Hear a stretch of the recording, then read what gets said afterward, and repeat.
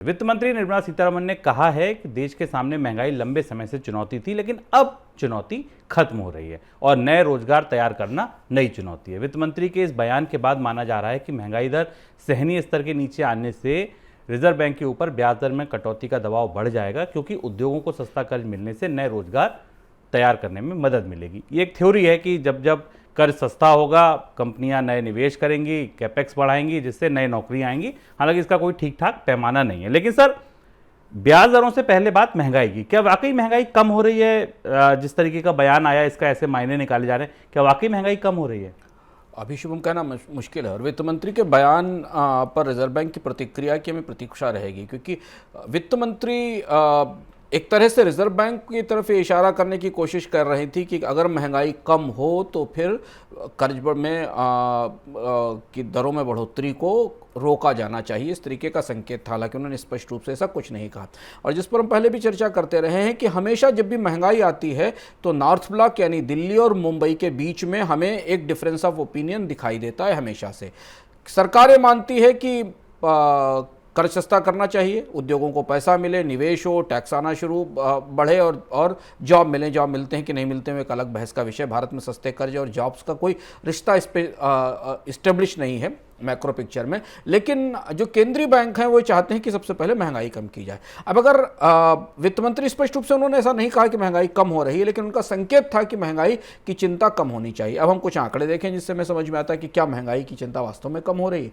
2-3 बड़े कैविएट हैं। एक बड़ा कैविएट हमारे सामने ये है कि अभी रिजर्व बैंक गवर्नर ने खुद ये बात कही कि अभी से लेके और मार्च तक इन्फ्लेशन में बम्प आते रहेंगे, ऊपर नीचे होती रहेगी। खाद्य महंगाई एक बड़ी चुनौती बनी हुई है। हमने लगातार चर्चा की है चावल की और गेहूं की कीमतों पर, दाल की कीमतों पर। और अब इस साल जबकि रबी की फसल के बाद खरीफ की फसल में भी उत्पादन में गिरावट दिखाई दे रही है, तो इसका असर हमें खाद्य महंगाई पर जरूर दिखाई देगा। रिटेल इन्फ्लेशन 6.7% पर है और थोक महंगाई 13.9% पर है। मासिक आधार पर जो मामूली गिरावट होती है वो पूरे साल भर की गिरावट पर असर नहीं करती। तो रिजर्व बैंक का जो सहनीय स्तर है वो काफ़ी नीचे है, 6% के नीचे आना है, और उसमें भी कोर इन्फ्लेशन को तो 4-5% से नीचे आना है। इस ढांचे से देखें तो महंगाई कहीं कम होती नहीं दिखती। दूसरी महत्वपूर्ण बात है कि रिजर्व बैंक जिस महंगाई की अंतर्धारणा को रोकने की कोशिश करता है, यानी महंगाई बढ़ने की संभावना पर रोकने की कोशिश करता है कि चलिए यहाँ तक महंगाई हुई पर इसके आगे नहीं बढ़ेगी, वो अंतर्धारणा भी अब खाद्य कीमतों की वजह से गड़बड़ाती है या बिगड़ती दिख रही है। तीसरा महत्वपूर्ण पक्ष ये है कि थोक महंगाई अभी भी ऊंची है और उसका एक हिस्सा भी खुदरा महंगाई में आना है, और इसलिए वित्त मंत्री का उत्साह सराहनीय है। पर जो व्यवहारिक स्थिति बाजार में हमें दिखाई दे रही है महंगाई की, वो शायद अभी कम होने की संभावना नहीं दिखती। अगले महीने के आंकड़े पर सबकी निगाह रहेगी। और दूसरी और महत्वपूर्ण बात है कि जो महंगाई पीछे से बनी हुई है, जो कीमतें लगातार बढ़ चुकी हैं और जिन्होंने हमारी परचेजिंग पावर, हमारी क्रय शक्ति खत्म कर दी है, वो अगर अभी महंगाई की दर में थोड़ी कमी भी आती है तो वो वापस लौटने वाली नहीं है। सर, तो इस हिसाब से ये माना जाए कि ब्याज दरें जिस तीव्रता से बढ़ रही हैं, जिस इंटेंसिटी से बढ़ रही हैं, बढ़ती रहेंगी?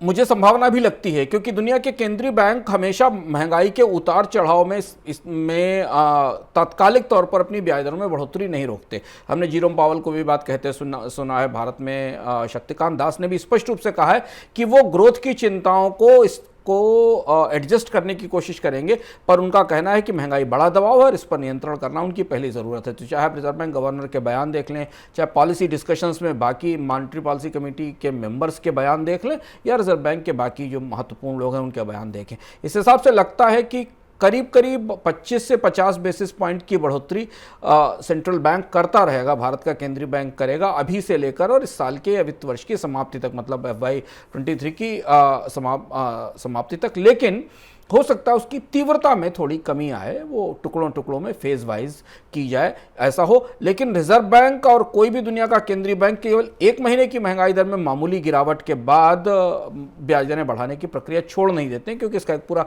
साइकिल होता है। और वो साइकिल रिजर्व बैंक ने पहले ही वो ट्रेजेक्ट्री स्पष्ट कर दी है कि वो 1 साल बाद, मतलब 2023 में नहीं, 2024 में भारत की महंगाई उस सहनीय स्तर पर आ पाएगी जो रिजर्व बैंक ने अपने स्तर पर टारगेट किया है, और वो सहनीय स्तर रिजर्व बैंक का है, हमारा नहीं है। दूसरी चीज़ ये कि भारत के वित्तीय सिस्टम में लिक्विडिटी भी इस समय मल्टी ईयर लो पर है, तो रिजर्व बैंक ने काफ़ी हद तक बाजार में पूंजी का प्रवाह सिकोड़ दिया है, तो उसके पास ये तो थोड़ा सा स्पेस है कि वो एक बार एक मुश्त में 25 बेसिस पॉइंट की बढ़ोतरी ना करके 10-10 बेसिस पॉइंट की करे या 25 बेसिस पॉइंट की करे और उसके बाद थोड़ा कम कर सके, क्योंकि हम लिक्विडिटी का आंकड़ा देख रहे थे कि जो लिक्विडिटी जुलाई 2022 में 37 महीने के लोएस्ट लेवल पर है बाजार में। तो इसका मतलब है कि अब बाजार में उतनी तरलता या उतना पैसा उपलब्ध नहीं है जितना कि जो कि महंगाई को पहले से फ्यूल कर रहा था।